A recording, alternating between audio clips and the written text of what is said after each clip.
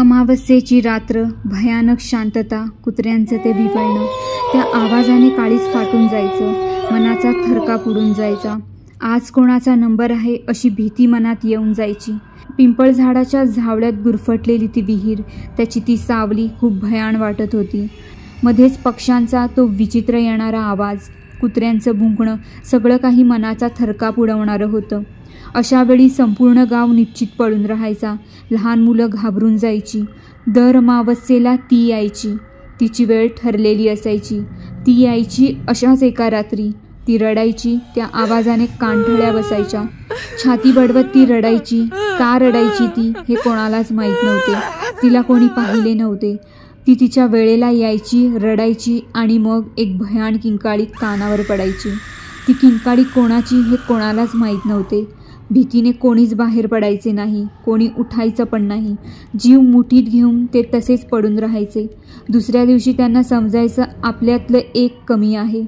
संपूर्ण गाव जमायचा, डोक्याला हात लावून बसायचा.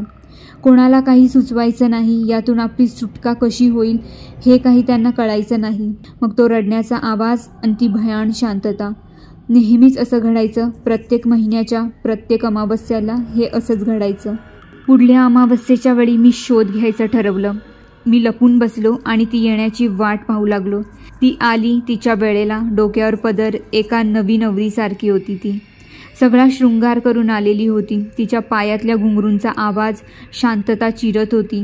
ती आता एका घरासमोर थांबली होती आणि मग तिने रडायला सुरुवात केली.